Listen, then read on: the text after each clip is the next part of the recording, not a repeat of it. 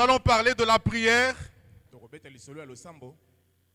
Mais j'aimerais que nous puissions aller dans la pratique. C'est-à-dire quoi? Nous allons parler peu pour que nous ayons du temps à prier. Pour que nous ayons du temps à exposer, à crier à Dieu. Parce que nous allons parler du combat. De combattre par la prière.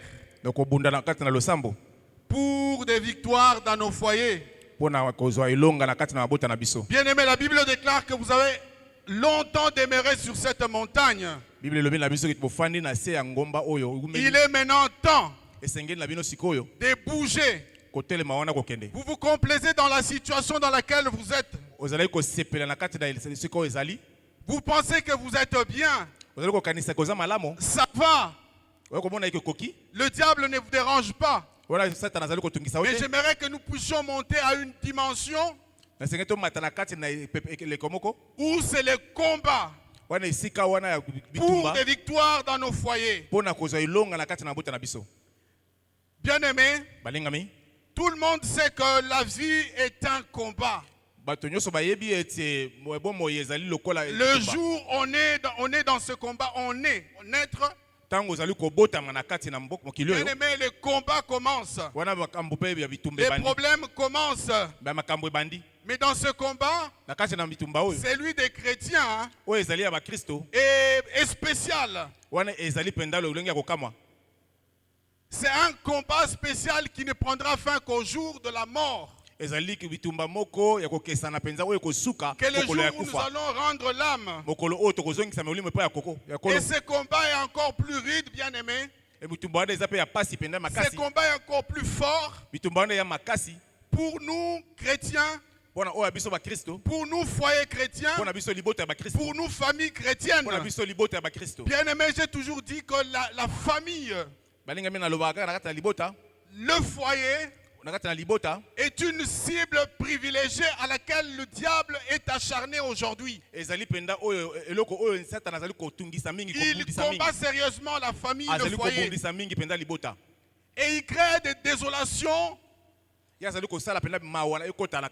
drames dans la famille. Le diable connaît que le foyer, la famille, c'est la base, c'est le fondement de toute société. Et fort de cela, c'est une cible qu'il attaque. C'est une cible privilégiée pour le diable, oui. Et quelqu'un a dit, durant le XXe siècle, il y a eu deux désintégrations. La première, c'est la désintégration de l'atome, où on parle de la fission. La désintégration de l'atome.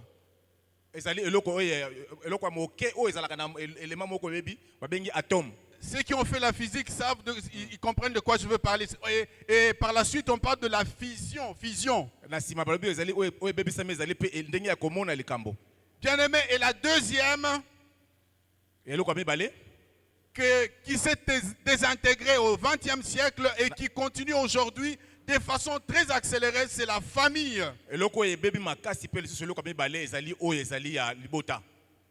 Le diable combat avec une intensité aujourd'hui, vous ne pouvez pas vous rendre compte, pour détruire, pour en finir avec la famille. Vous vous imaginez, en Europe, on est en train de réfléchir que l'enfant ne peut pas seulement en famille entre papa et maman.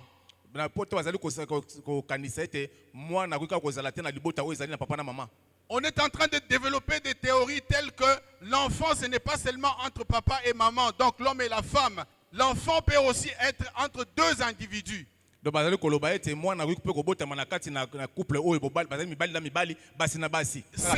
sont là les œuvres du diable. Bien aimé, c'est un combat. C'est un combat. Vous comprenez donc avec moi le sens de notre propos de ce jour. à savoir combattre par la prière pour des victoires dans nos foyers. Nous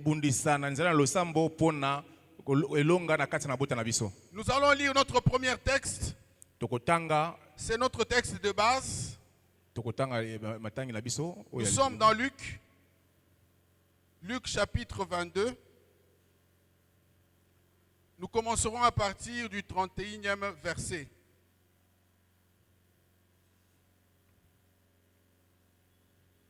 Bien aimé, je vais parler peu pour que nous ayons le temps de prier. Notre récollection d'aujourd'hui, c'est avec atelier. Pour que nous prenions conscience de la chose, bien aimé. Pour que nous prenions conscience du combat qui est une réalité au milieu de nous. Qui est notre réalité de tous les jours. Luc 22, à partir de 31, je lis. Le Seigneur Jésus, le Seigneur dit, Simon, Satan vous a réclamé pour vous cribler comme le froment. Mais j'ai prié pour toi, afin que ta foi ne défaille point. Et que toi, quand tu seras converti, affermis tes frères. Seigneur, lui dit Pierre, je suis prêt à aller avec toi et en prison et à la mort.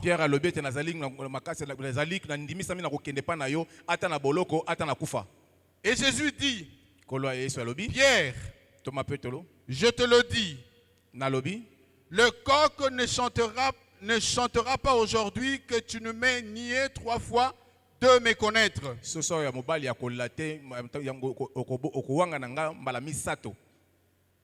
Il leur dit encore, quand je vous ai envoyé sans bourse, sans sac et sans souliers,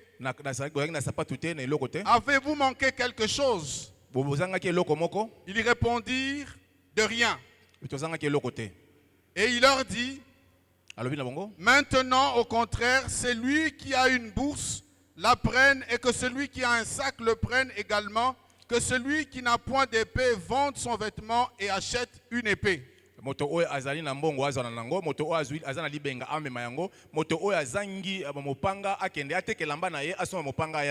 Car je vous le dis, il faut que cette parole qui est écrite s'accomplisse en moi. Il a été mis au nombre des malfaiteurs. Et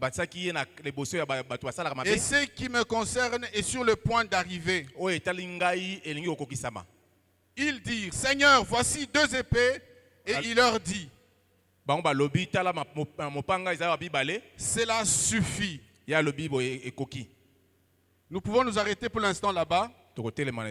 Bien aimé, là nous voyons un moment où le Seigneur est en train d'avertir ses disciples du combat que l'adversaire allait commencer avec eux.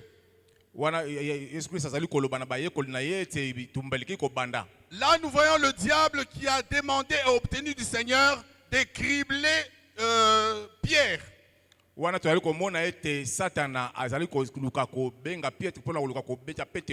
le Seigneur les lui a accordé. Eh bien, cette terrible épreuve avait pour but final de fortifier la foi des disciples.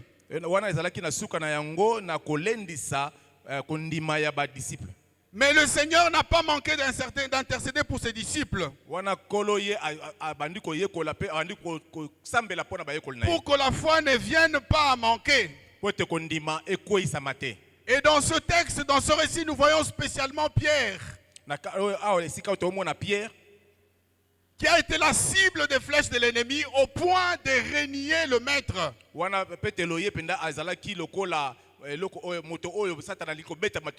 Plus loin, vous verrez qu'il a renié le maître en disant que je ne le connais point.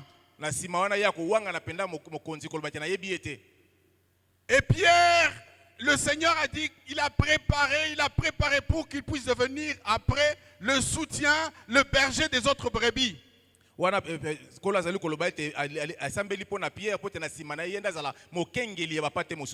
dans ce récit, nous comprenons que le disciple avait difficulté à comprendre le sens du combat que le Seigneur était en train de décréter.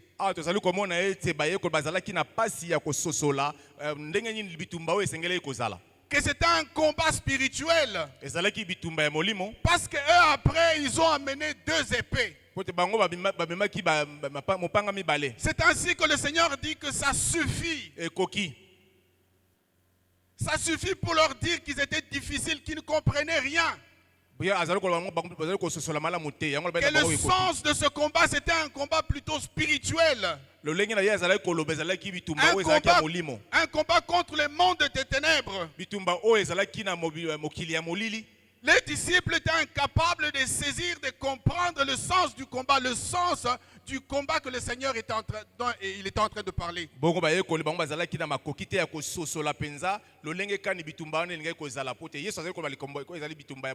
Et là-dessus, le Seigneur un peu déçu, il se retire. C'est ainsi que nous pouvons le lire à partir de 39. Après être sorti, il alla selon sa coutume à la montagne des Oliviers. Ses disciples le suivirent.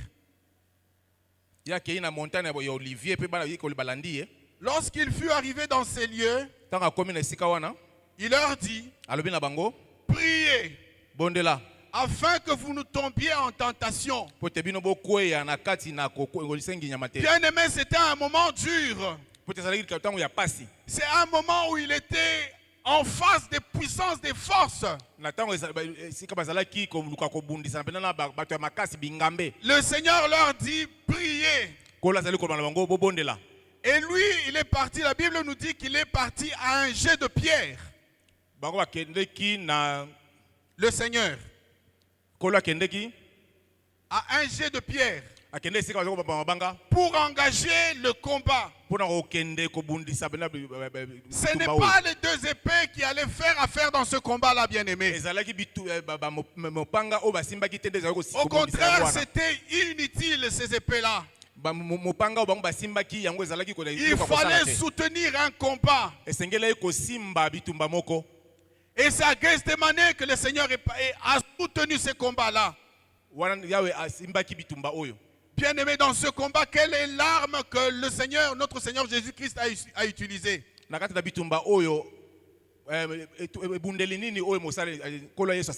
est l'arme que le Fils de l'homme a utilisée? La prière. Il leur dit priez pour que vous ne tombiez en tentation. Le Seigneur connaît bien l'importance de la prière. Et à ce moment précis, ce n'était que la prière qui pouvait tenir. La prière. Il s'est retiré, bien-aimé. Et le Seigneur relève que cette prière, le combat est gagné. Quand il est rentré vers ses disciples, après avoir passé du temps, la Bible nous dit que la sueur s'est transformée en grumeaux de sang. Bien-aimé, le Seigneur était en train de soutenir le combat du salut de l'humanité. Le poids du péché de l'humanité était sur lui. Face à toute la puissance de l'ennemi dans le monde. Bien-aimé, ce n'est pas à la croix que le Seigneur a vaincu. C'est là, Gethsemane, à genoux, sous le poids de tout le péché de l'humanité. Bien-aimé, si le Seigneur n'avait pas vaincu à ce moment-là, il est Seigneur, c'est vrai, mais à la croix, ce serait autre chose. Mais c'est dans la prière, dans le secret d'abord, qu'il a soutenu ce combat dur. C'est à ce moment-là, après ce combat, qu'il a accepté de Dieu qu'il a accepté de Dieu le Père de se livrer aux hommes et être jugé par la créature, puis enfin la croix. Il a accepté la honte. Il a accepté la souffrance, l'abandon. C'est au moment où il était à genoux dans le combat, seul face aux puissances. Bien-aimé, pour qu'aujourd'hui nous puissions marcher dans la victoire. C'est ce jour-là à Gethsemane, alors que les disciples étaient en train de dormir, alors que les disciples étaient en train de ronfler, ils seront tous vaincus par Satan et abandonneront finalement le maître.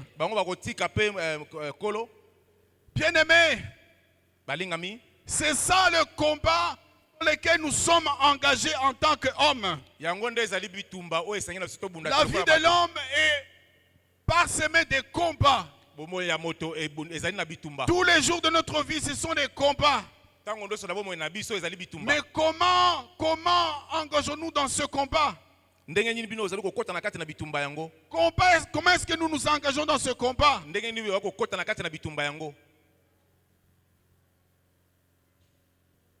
Le combat dans lequel nous sommes engagés, ce n'est pas contre la chair et le sang. Ce n'est pas contre les hommes que nous voyons, mais contre les puissants de ténèbres. Je disais que nous allons aller rapidement, nous allons bousculer le programme. Dans ce combat, c'est vrai que le combat est là. Mais quels sont les obstacles? Les obstacles dans ce combat, dans la prière. Il y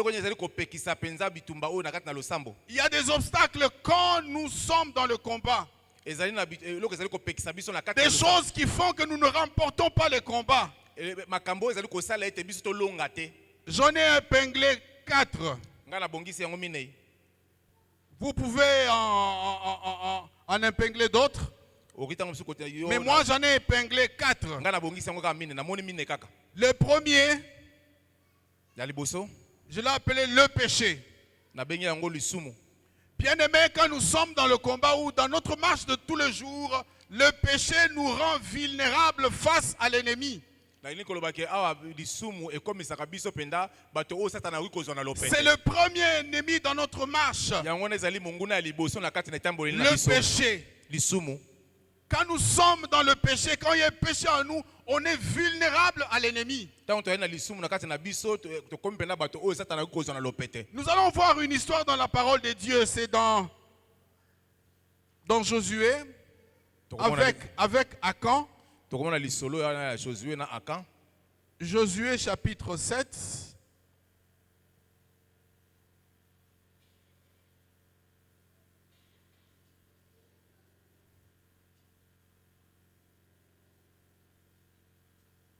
Voilà. Les enfants d'Israël commirent une infidélité au sujet des choses dévouées par interdit.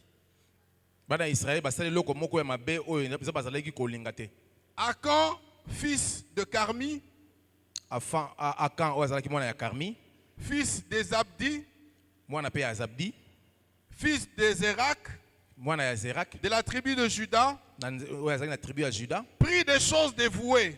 Et la colère de l'Éternel s'enflamma contre les enfants d'Israël. Bien-aimé, à cause du péché d'un seul individu dans un pays, dans une contrée,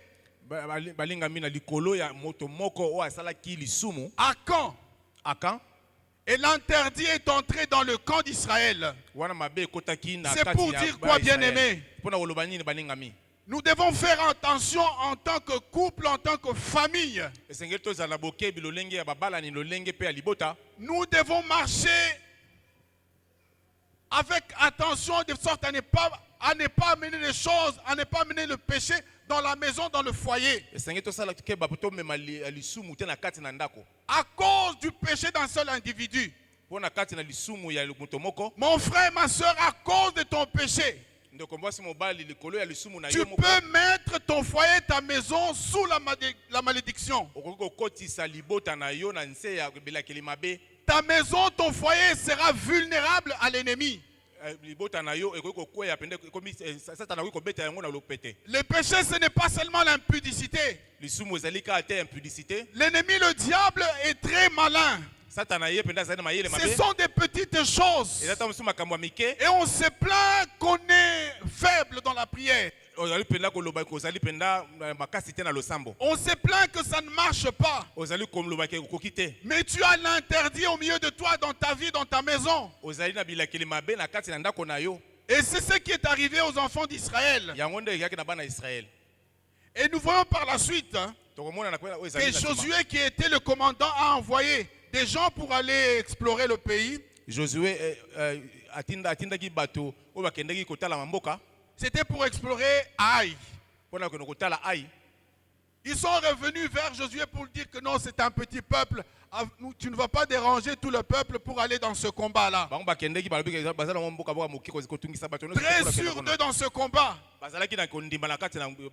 Quand vous lisez par la suite que Josué a pris au sérieux ce que les explorateurs lui ont rapporté, il a envoyé 3000, quelque chose comme 3000 soldats. Et ils ont été battus, tués. Verset 10. L'Éternel dit à Josué, lève-toi, pourquoi restes-tu? Parce qu'il a perdu la bataille, il commençait à se plaindre.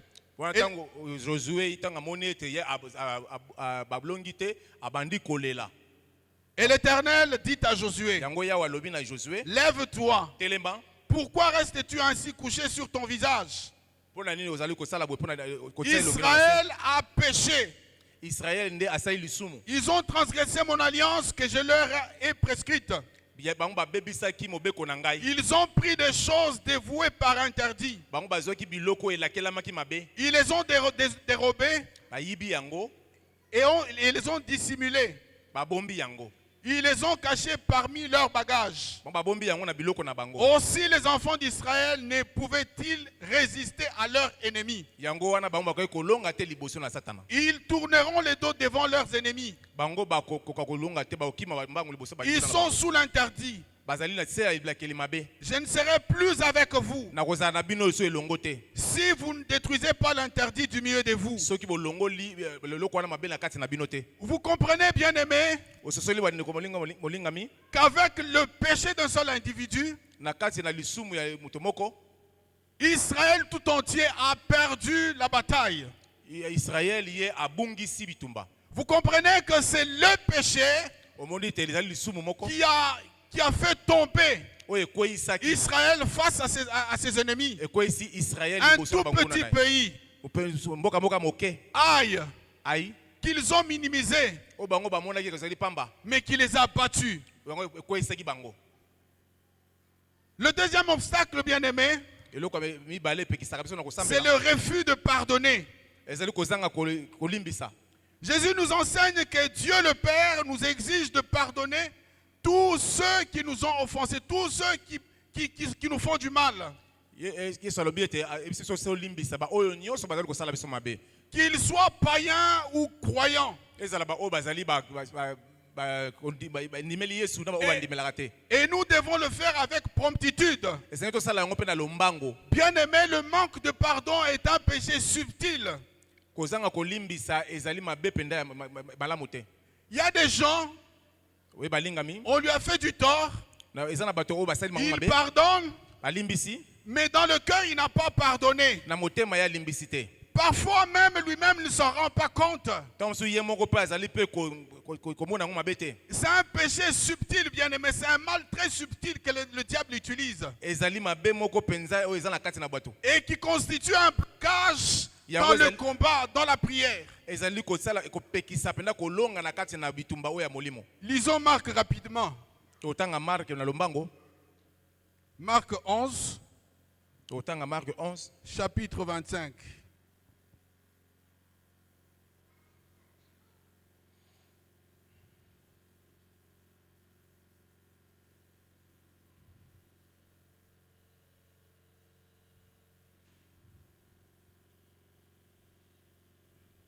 Voilà, je lis.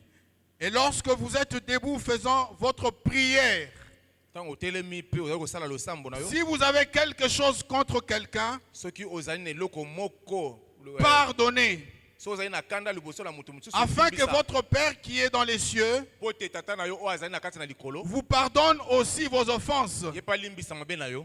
C'est par la mesure que vous utilisez pour mesurer les autres que Dieu va aussi vous l'utiliser. Bien-aimés, apprenons à pardonner, même dans le couple, dans le foyer.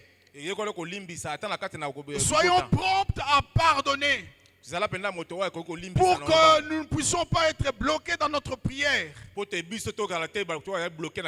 cela ne constitue pas un blocage, un obstacle à notre prière. Ça, c'est le deuxième obstacle. Et le troisième obstacle, c'est le doute. Dieu nous exhorte à donner, à demander nos besoins en croyant en sa fidélité.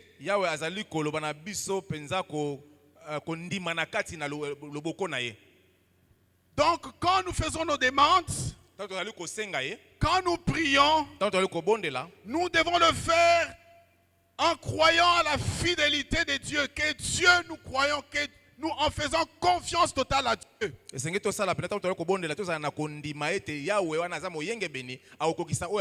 y a des gens qui prient mais qui ont des doutes dans leur cœur. Tu es versatile. Tu es versatile, tu ne crois même pas à ta prière. Bien-aimé, tu ne verras pas l'exaucement dans ce cas-là. Dieu veut que nous puissions avoir confiance, croire dans la prière que nous faisons. En étant ferme dans la présentation de nos besoins, car la prière, quand elle est fervente, elle a une grande efficacité, bien-aimé.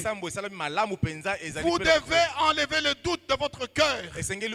Dans ce combat que nous avons amené pour avoir des victoires dans nos foyers, le doute est un obstacle très important, bien-aimé.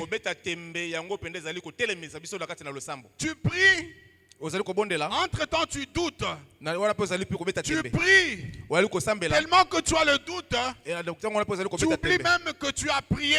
Tu ne recevras rien, bien-aimé. Et le quatrième obstacle, le dernier, que je crois être important dans le cadre de l'AIFC comme aujourd'hui, ce sont les conflits conjugaux ou les conflits familiaux. Les désordres dans le foyer. Les désordres dans la famille. Sur ces derniers aspects, bien aimés, j'aimerais insister.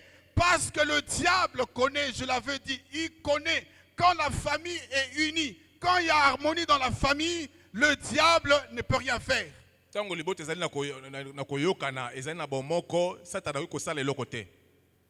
Et c'est pourquoi il va chercher à amener le désordre, la mésentente entre l'homme et la femme, entre les parents et les enfants.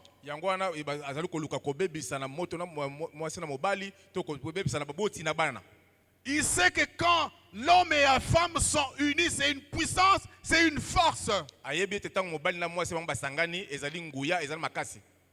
Voilà pourquoi nous devons éviter des histoires du genre l'orgueil de l'homme.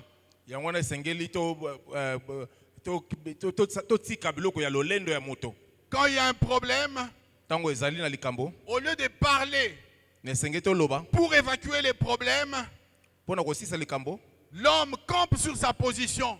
où la femme campe sur sa position. C'est moi qui ai raison. Il doit venir me demander pardon. Il doit venir s'excuser.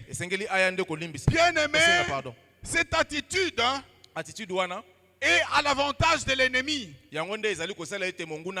Moi, je pense que la grandeur pour l'homme, premièrement, parce que c'est l'homme le chef de la famille, la grandeur est que même quand c'est la femme qui a tort, l'homme approche la femme pour lui dire: je t'excuse pour ce que tu m'as fait. Je t'accorde mon pardon. C'est la grandeur. Bien aimé, ça fait la honte au diable. Parce que lui, il aimerait que vous continuiez, que chacun puisse se cabrer sur sa position, en disant que c'est l'autre qui doit venir me demander pardon. Au contraire, nous pourrissons la situation. L'ennemi, le diable, en profite. Et donc là, c'est important. L'humilité dans ce cadre-là est très important. Les conflits en famille, entre l'homme et la femme, quand il y a mésentente, bien aimé, faites rapidement que la nuit ne se couche pas sur ce problème-là. Faites-le pas si vous pouvez le faire. C'est ça la grandeur. Va vers ton chéri. Va vers ta chérie. Tiens-lui par la main. Demande pardon avant de dormir. Tenez-vous par la main et priez. Si c'est avec les enfants, réunissez-vous, parlez et videz le problème pour la honte du diable. Nous allons lire pour expliciter cette pensée-là. Des conflits conjugaux. Nous sommes dans 1 Pierre. 1 Pierre chapitre 3.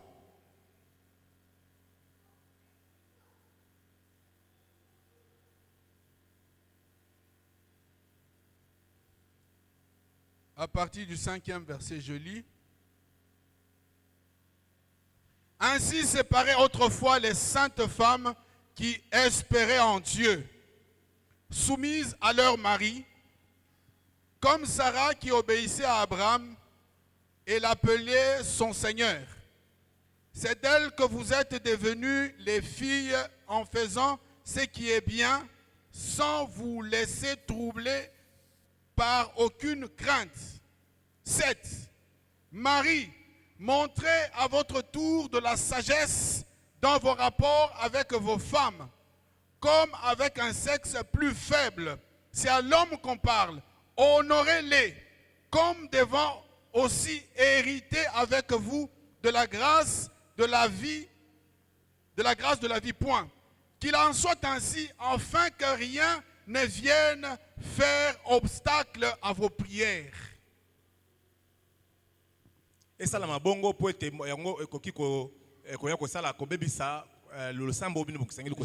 n'ai pas donné du temps à mon frère d'interpréter. Mais la pensée là-dedans arrange la situation pour qu'il n'y ait pas d'obstacle à la prière. Bien aimé, la famille est très importante. Et Ecclésiaste 4, 9, 10 en parle. Deux valent mieux qu'un. Parce que si un se retire, ou plutôt plus si un, parce qu'ils en retirent un bon salaire, voilà. Ils retirent un bon salaire de leur travail. S'il en tombe, l'autre le relève. Mais malheur à celui qui est seul. Nous devons éviter l'incompréhension, les divisions, bien aimées, dans le cadre de la famille.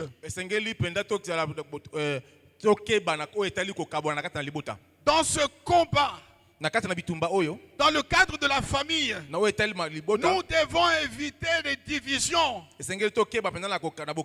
C'est une brèche pour l'ennemi. C'est une porte pour l'ennemi afin de nous détruire et nous empêcher d'obtenir ce que nous demandons. Très important. Nous devons faire très attention, bien-aimés. Bien souvent, en tant que chrétien, en tant qu'enfant de Dieu, ça nous arrive. Pour un rien, on ne se parle plus. Et on dort comme ça. Bien-aimé, c'est une porte ouverte pour l'ennemi, le diable. Vous ne pouvez pas vous rendre compte de ce qu'il opère comme destruction, comme dégâts dans la maison. Et on se plaint de ne pas avoir l'exaucement à nos prières. Bien-aimés, ôtons ces choses du milieu de nous. Le doute, le péché, les conflits conjugaux, le manque de pardon ou le refus de pardonner. Parce que ça fait obstacle dans le combat que nous avons à mener. Le combat, c'est une réalité de la vie de tous les jours, bien-aimés. Tous les jours, nous ferons face à des combats. Et surtout dans le foyer, dans la famille chrétienne. Bien-aimés, soyons unis, soyons soudés. Parce que quand nous sommes soudés, quand nous sommes un, le Seigneur a dit, je serai là quand vous êtes assemblés, je suis là moi-même. Bien-aimés, nous devons comprendre. Lisons ce passage de Matthieu. Matthieu chapitre 18. J'aimerais beaucoup insister par rapport au foyer, à la famille. Matthieu 18. Matthieu 18.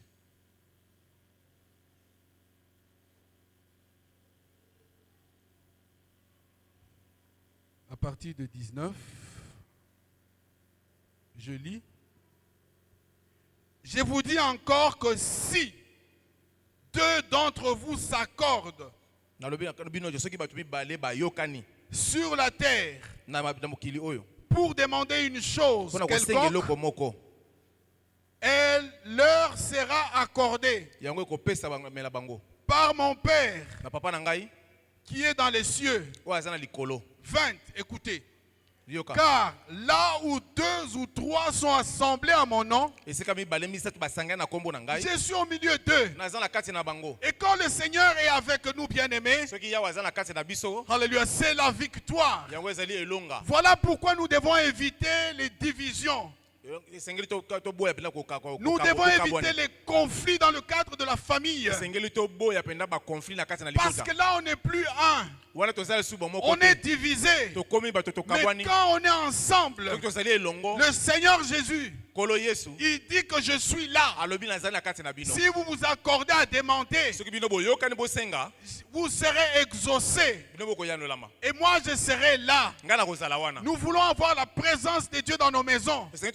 Nous voulons avoir la présence de Dieu dans nos combats. Nous devons être soudés en famille. Nous devons être unis. C'est cela le secret. Et le diable connaît ça. Quand nous sommes unis, quand nous vivons en harmonie, c'est l'échec pour lui. Et ainsi il cherche par des petites choses très subtiles à nous diviser afin de dominer sur nous. Afin de dominer sur nous. Les conflits conjugaux.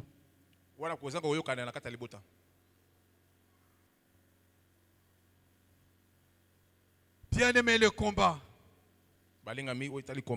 c'est une réalité de tous les jours. Nous serons toujours dans des combats. Mais dans ce combat-là, nous ne serons jamais seuls. Le Seigneur sera avec nous. Je voudrais terminer en disant que, pour préciser une chose, que le diable n'a pas besoin de tes biens là. Le diable n'a pas besoin de ta voiture. Le diable n'a pas besoin de ta maison. Le diable n'a pas besoin de ton argent. Toutes ces choses de valeur, le diable n'en a pas besoin. Tout ce qui est à toi, Dieu, le diable n'en a pas besoin. Le diable s'attaque à notre foi. Ce qu'il vise dans le combat qu'il mène, c'est notre foi. Parce que quand nous n'avons plus de foi, on ne peut plus prier, bien-aimés. Nous devons donc être fermes malgré les oppositions, malgré qu'il attaque nos biens. Quand nous perdons nos biens, bien-aimés, nous pouvons perdre les biens de ce monde, mais restons fermes, parce que la prière constante, quand nous persévérons dans la prière, bien-aimés, et dans l'humilité, le diable ne peut rien. Le diable ne peut rien. Réfutons toutes ces pensées-là. Ou quand le diable attaque nos biens, s'attaque à nos biens, ou quand nous perdons nos biens, on commence à dire n'importe quoi. Bien, le diable n'a qu'à faire de ces biens-là. Ce qu'il vise, c'est notre foi. Nous devons donc protéger notre foi, bien-aimés, dans le combat. Parce que si nous perdons la foi, bien-aimés, on ne saura plus prier. On devient une proie facile pour l'ennemi.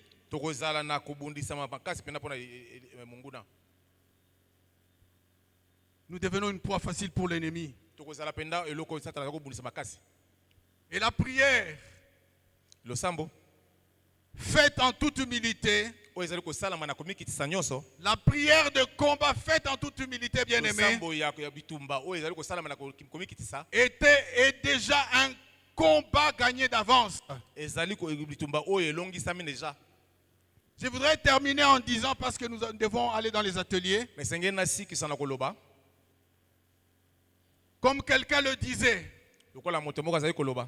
après avoir prié,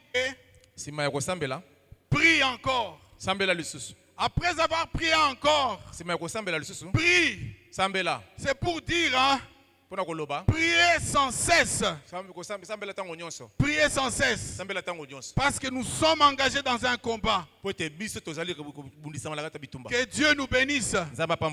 Nous allons aller dans les ateliers, bien-aimés, pour que nous comprenions davantage, pour que nous partagions des expériences. Et à la fin, nous allons prier. J'aimerais que nous puissions vraiment prier ce soir, pour que nous puissions partager et prier. Que Dieu nous bénisse.